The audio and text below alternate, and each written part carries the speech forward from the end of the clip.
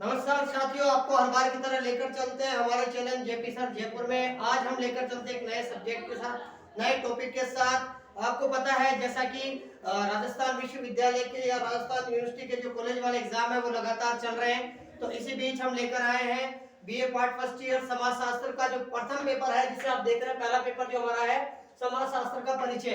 तो समाजशास्त्र का जो परिचय है इसके साथ ही हम लेके चल रहे हैं बीए पार्ट यानी समाजशास्त्र का जो सोशियोलॉजी का विषय है उसको हम लेकर चल रहे हैं। इसमें कुछ प्रश्न है जो आप अपने एग्जाम के लिए महत्वपूर्ण प्रश्न है, जिनकी आप तैयारी कर सकते हैं। इसको हम लगातार देख रहे हैं। पहला जो प्रश्न है हमारे यहाँ पर आ चुका है, इसको आप लगातार तैयार करें। समाजशास्त्र की जो परिभाषा है, उसका उत्पत्ति है, उसका क्षेत्र, इसको आप विशेष रूप से, ये आपकी जो 1 वीक सीरीज है या आपकी जो किताब होगी, इसका पहला या दूसरा प्रश्न होगा। तो आगे हम लेके चलते हैं इसको, समाजशास्त्र का अन्य विज्ञानों से संबंध। जो दूसरा प्रश्न है बहुत ही इजी प्रश्न है। मैं आपको बताना चाहता हूँ कि जो समाजशास्त्र विषय है हमारा, उसका अन्य विज्ञानों से संबंध। क्या समाजशास्त्र का विषय जो है उसका इतिहास से संबंध है? क्या कहीं हम समाजशास्त्र को जब भी हम पढ़ते हैं तो हमें क्या इतिहास को समझना पड़ता है?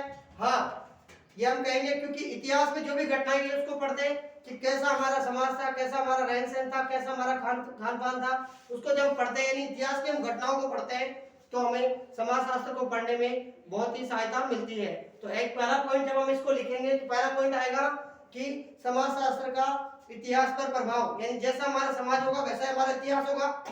दूसरी बात आती है कि जैसा हमारा इतिहास होगा, यानी जैसा हमारा इतिहास पूर्वजों का हमारा रहा है, वैसा ही हमारा समाज होगा। तो दोनों का आपस में संबंध है। तो यही हमारा प्रश्न बनता है, समाजशास्त्र का अन्य विज्ञानों से संबंध। अन्य विज्ञान का मतलब जितने भी विज्ञान है, सामाजिक विज्ञान के अन्य विषय।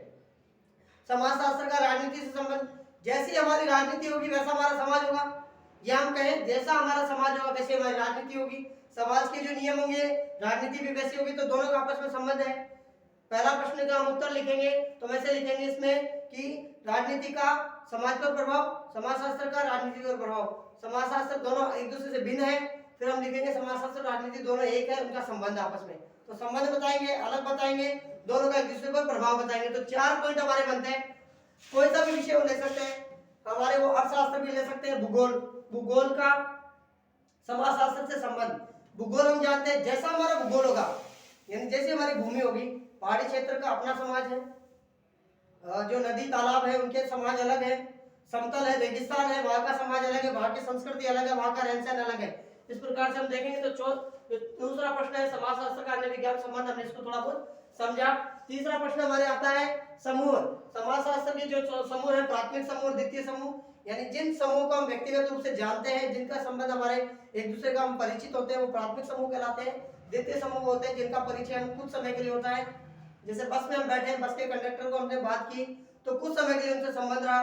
बैंक में हम गए, बैंक में हमारा काम किया, हम आ गए, तो ये कुछ समय का जो संबंध हमारे होते हैं वो द्वितीय समूह कहलाता है। और जिनका संबंध हमारे जो आस पड़ोस है, हमारे मित्र मंडली है, हमारा परिवार है, वो हमारा प्राथमिक समूह में आता है। इसको हम आगे लेके चलेंगे। इनके अंतर को हम पढ़ेंगे। परिस्थिति और भूमिका।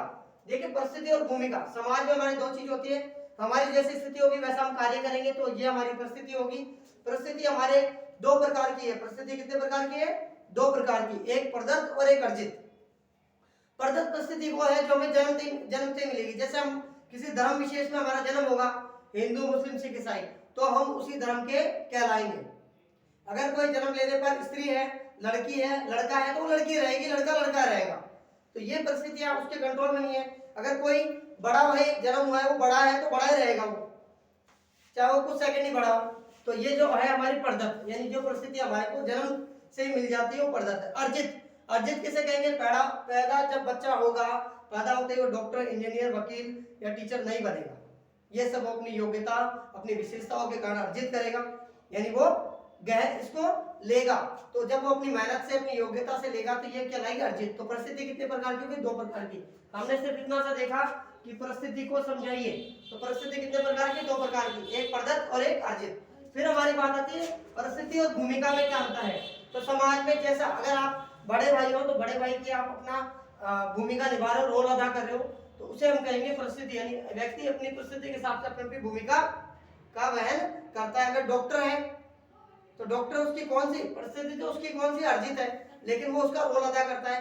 तो वो अपनी परिस्थिति के अनुसार व्यक्ति अपने जीवन में क्या करता है? भूमिका, अपना रोल अदा करता है। फिर हम आगे चले हमारे सामाजिक स्तरीकरण। समाज में लेवल, आप समाज में उच्च वर्ग में, निम्न वर्ग में, आप छोटे हैं, बड़े हैं, अमीर हैं, गरीब हैं, कैसा आपका स्तर है, ये समाज का लेवल, इसको बोलते हैं लेवलीकरण, समाज का लेवल। समाज पे कंट्रोल, समाज पे कंट्रोल कैसा था, हमें क्या पहनना है, क्या खाना है, क्या पीना है, ये हमारी संस्कृति रीति रिवाजों में लिखा गया है।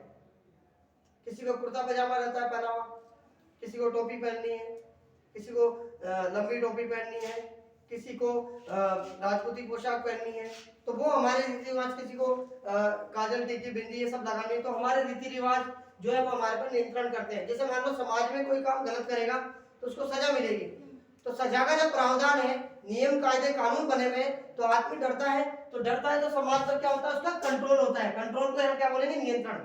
समाज के रीति रिवाज, समाज के रहन सहन हमारे समाज को कंट्रोल करते हैं कि हमें कैसा रहना है, कैसा खाना है, कैसा पहनना है, तो वही चीज क्या कहलाती है, सामाजिक नियंत्रण कहलाती है। फिर समाजीकरण, समाजीकरण में आपको आप समझते भी हैं, जब बच्चा जन्म लेता है तो वो जब समाज में डलता है, समाज में कुछ ना कुछ सीखता है, तो समाज में सीखने की प्रक्रिया को ही हम समाजीकरण कहते हैं। आप इसी तरीके से पढ़ते जाएं, आगे बढ़ते जाएं। मेरी शुभकामनाएं आपको। बीए फर्स्ट ईयर वाले छात्र इस पेपर को अच्छे तरीके से देख लें और अच्छे से करें। बहुत बहुत शुभकामनाएं। मेरे चैनल को आप लाइक करें, सब्सक्राइब करें और जुड़े रहें। जय हिंद, जय भारत, वंदे मातरम।